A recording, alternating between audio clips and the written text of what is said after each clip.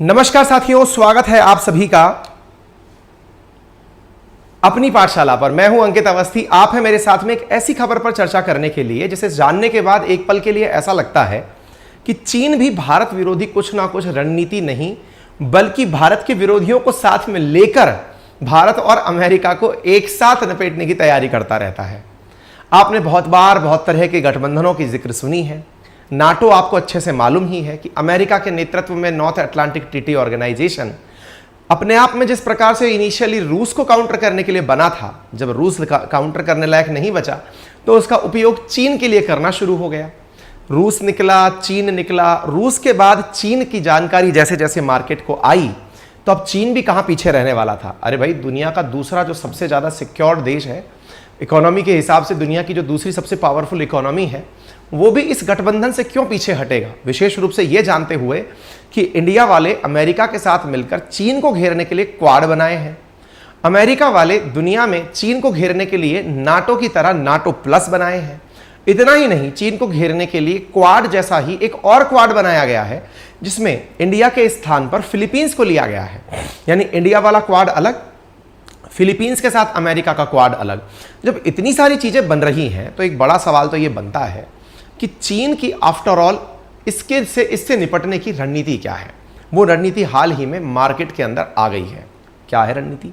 रणनीति है कि वो भी नाटो की तर्ज पर अपना गठबंधन बनाएगा। देखकर तो ऐसा लगता है सेकेंड वर्ल्ड वॉर के दौरान, जब सेकेंड वर्ल्ड वॉर खत्म हो रहा था तो पावर की हायरार्की में कि कौन बड़ा है, उस दौरान नाटो और डब्ल्यूटीओ का गठन हुआ था, वार्सा ट्रीटी ऑर्गेनाइजेशन का।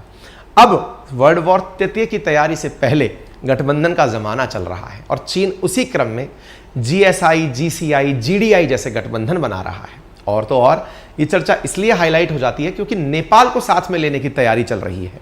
तो चलिए आज विस्तार से इस विषय को जानते हैं कि चल क्या रहा है। तो देखिए, आपको एक एक करके सारी खबरें थोड़ा इतिहास के साथ बता दी जाएं। भारत को नाटो में शामिल करने की तैयारी, उम्मीद है आप लोगों ने ये सेशन पहले सुना होगा।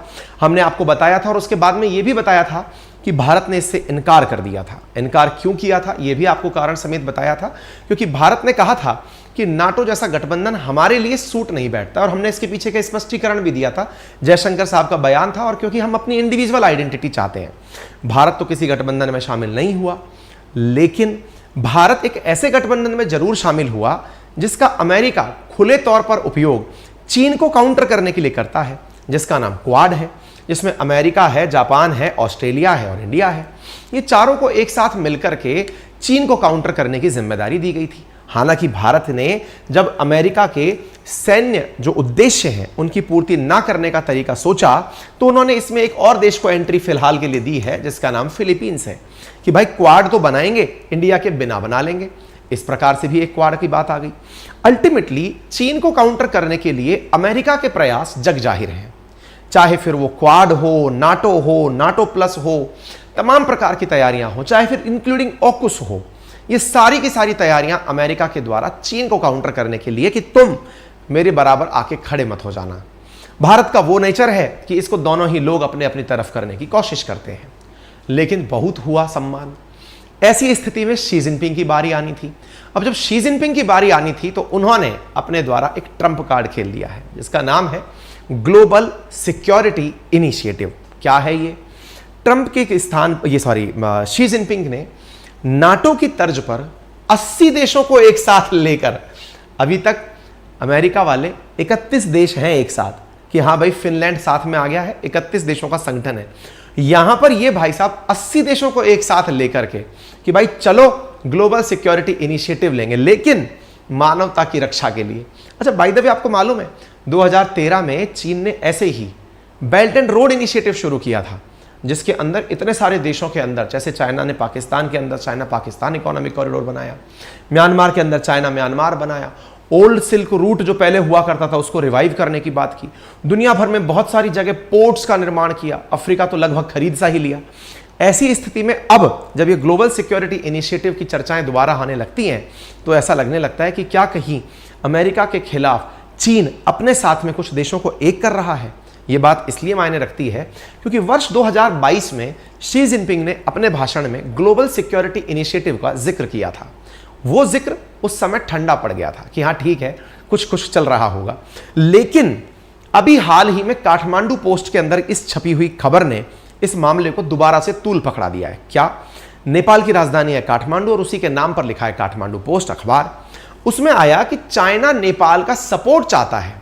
किस चीज में? जीएसआई के अंदर और जीसीआई के अंदर। अब ये क्या है? आज के सेशन में इस पर तो चर्चा होगी ही। यानी नेपाल को अपने साथ जोड़ना चाहता है, और नेपाल जोड़े तो हमें क्या दिक्कत है?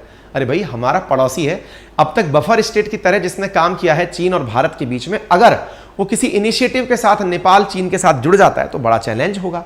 तो अब क्या है ये शी जिनपिंग का ग्लोबल सिक्योरिटी इनिशिएटिव, इसकी हम चर्चा करते हैं। देखिए साथियों, अप्रैल 2022 में जब चीन के एक शहर जिसका नाम है बोआ, वहां पर एक समिट रखी गई थी, बिल्कुल वैसे ही जैसे इंडिया के अंदर रायसीना में रायसीना डायलॉग रखी जाती है, सिंगापुर के अंदर शंग्रीला डायलॉग रखी जाती है, ऐसे ही चीन वालों ने, जैसे वर्ल्ड इकोनॉमिक फोरम की दावोस में रखी जाती है, ऐसे चीन वालों ने अपनी एक मीटिंग रखी जिसका नाम बोआ फोरम था, अप्रैल 2022 में। यहां पर उन्होंने जिक्र किया कि हम लोग एक ग्लोबल सिक्योरिटी इनिशिएटिव शुरू करते हैं जिसका उद्देश्य होगा सबकी सुरक्षा, यानी इंडिविजुअल सिक्योरिटी। और यह पहली बार था जब चाइना ने अपने द्वारा ग्लोबल सिक्योरिटी यानी दुनिया की सुरक्षा के लिए कोई इनिशिएटिव दुनिया के सामने रखा। तो क्या है ये जीएसआई? Global security initiative. किसने घोषणा की थी? शी जिनपिंग ने। कब की थी? अप्रैल 2022 में। तब क्या हुआ था? कुछ नहीं। बाद में क्या हुआ? वो सब लोगों को साथ में जोड़ने के लिए पीछे पीछे चला आ रहा है। तो 2013 से शी जिनपिंग जब से एक्टिव हुए हैं बेल्ट एंड रोड इनिशिएटिव को लेकर, तब से जीएसआई अपने आप में एक जरूरत लगने लगी है कि हमने दुनिया भर में इतनी जगह इतना इंफ्रास्ट्रक्चर तो बना दिया, अब उसकी सुरक्षा करने के लिए क्या करें। इसके लिए belt and road initiative, health silk road, digital silk road, global development initiative GDI, ये कुछ ऐसे चीज चीन के द्वारा बनाई जा रही हैं। देखिए ये बिल्कुल वैसे ही है। आपने एक बार के लिए किसी देश में निवेश कर दिया, आपने चाइना ने पाकिस्तान में सीपैक के अंदर निवेश कर दिया, चाइना पाकिस्तान इकोनॉमिक कॉरिडोर बनना भी शुरू हो गया, लेकिन पता चल रहा है कि वहां चीनियों को ढूंढ ढूंढ कर मारा जा रहा है। ऐसी स्थिति में चीन का इन्वेस्टमेंट सेफ कहां रहेगा? चीन ने मान लीजिए कहीं और किसी देश में निवेश किया, वहां पर किसी लोकल फोर्स ने आकर उस पर कब्जा कर लिया। ऐसी स्थिति में चीन को ज्यादा जरूरी क्या है?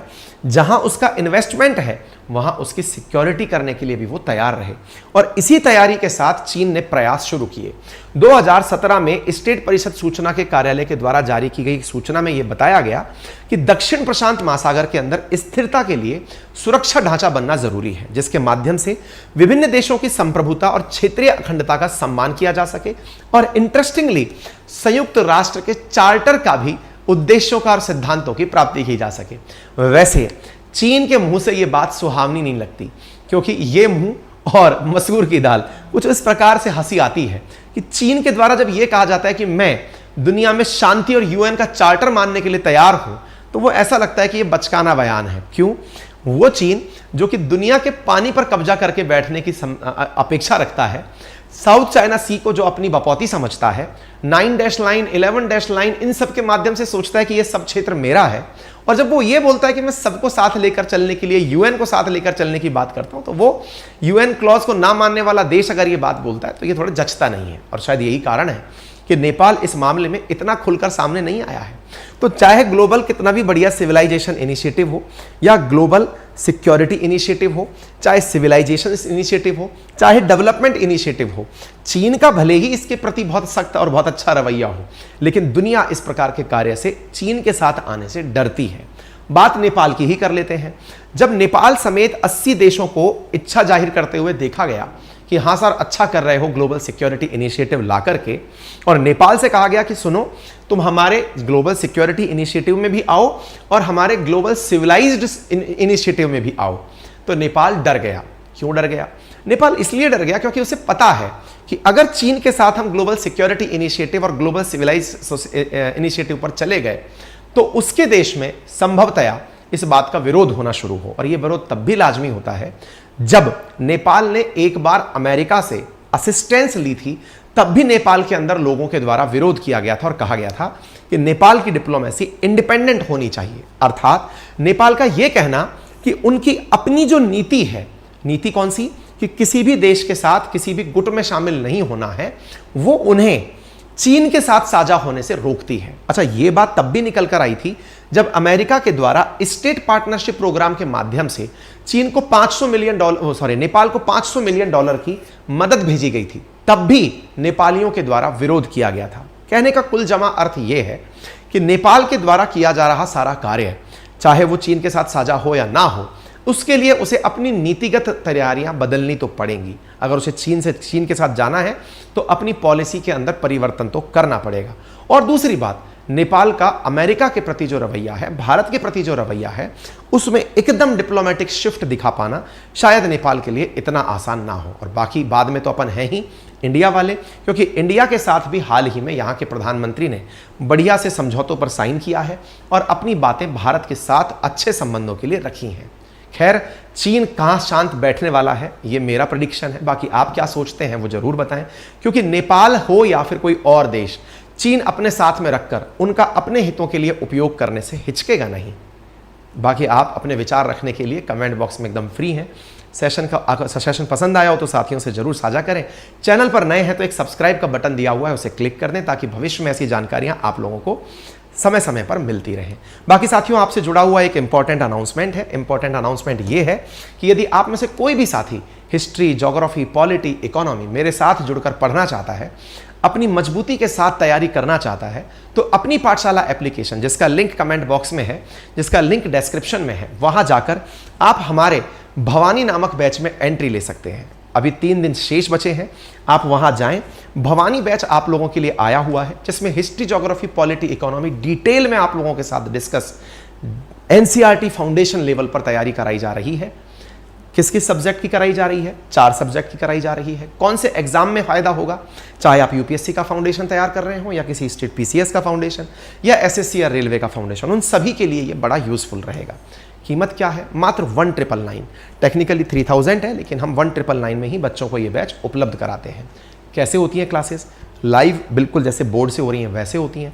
कॉल सेंटर की फैसिलिटी, पीडीएफ रिटर्न कंटेंट का मिलना, डेडिकेटेड जर्नल की लिए सब चीज़ें आपको एज इट मिलती हैं। आप बाकायदा वहाँ जाकर डेमो भी देख सकते हैं। अपनी पाठशाला एप्लीकेशन गूगल प्ले स्टोर पर, iOS पर और विंडो एप्लीकेशन यानी लैपटॉप के लिए भी उपलब्ध है। अधिक जानकारी और सहायता के लिए आप हमारी टेक्निकल टीम को इन नंबर्स पर कॉल कर सकते हैं। आपका समय शुभ हो। धन्यवाद।